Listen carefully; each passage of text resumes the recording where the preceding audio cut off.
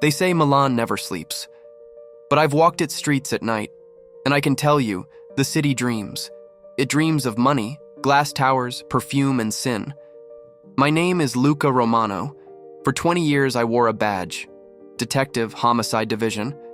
I thought I'd seen everything, until the dead started following me home. It began one winter night on Via Monte Napoleone. Cold rain, silent streets, the kind of night that smells like regret. I was working a case, a murder. A journalist found dead in her apartment. No forced entry, no prints.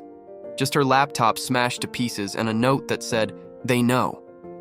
The problem was, I didn't know who they were. I left the crime scene close to midnight, and that's when I saw her, standing under a flickering streetlight, dripping wet, barefoot. A young woman in a red coat. Her eyes, they were pale, like washed-out photographs. At first, I thought she was in shock. Then I realized, I knew that face. She'd been one of my cases, dead for almost a year. I blinked, and she was gone. The next morning, I told myself it was exhaustion. Too much caffeine, too little sleep. That's what cops do. Explain the impossible until it sounds reasonable. But it didn't stop. Over the next few weeks, I saw more of them. Men and women I'd once written reports about. A taxi driver, a teenage boy, a banker, all victims of unsolved murders, all watching me with that same silent, hollow stare. They never spoke. They never touched me. They just appeared and vanished. I started drinking again. Old habits die hard, especially when you can't tell what's real anymore. Then one night, a ghost did speak. I was walking along the Navigli canals, the water black and still as glass. That's when I heard a voice, soft, almost kind. Luca. I turned. The redcoat woman was there again. Closer this time.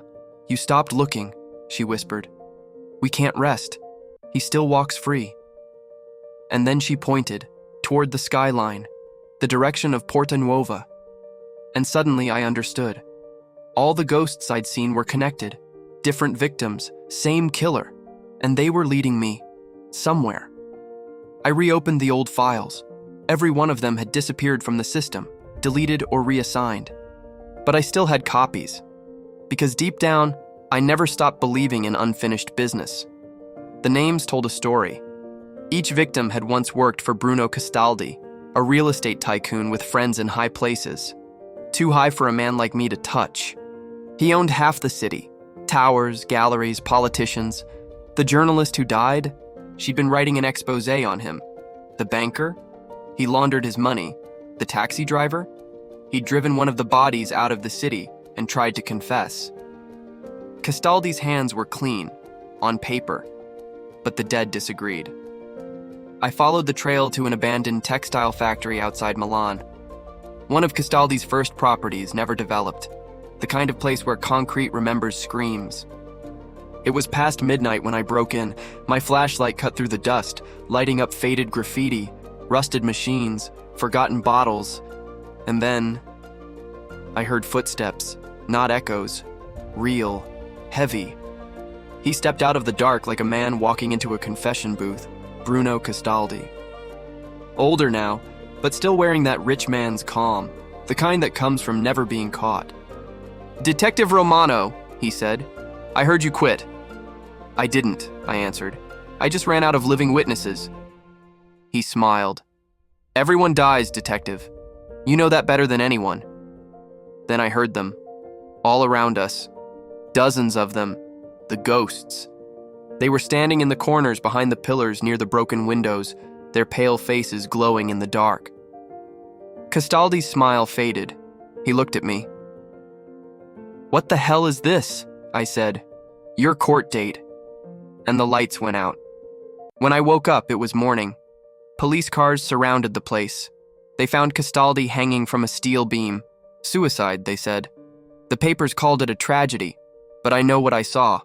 The rope around his neck wasn't there when I left. And for the first time in months, I walked the streets of Milan, alone. No ghosts, no voices. The city felt lighter. Or maybe that was me. They offered me my badge back. I said no. Some doors should stay closed. But sometimes, late at night, when I walk past the old textile district, I still hear faint whispers carried by the wind.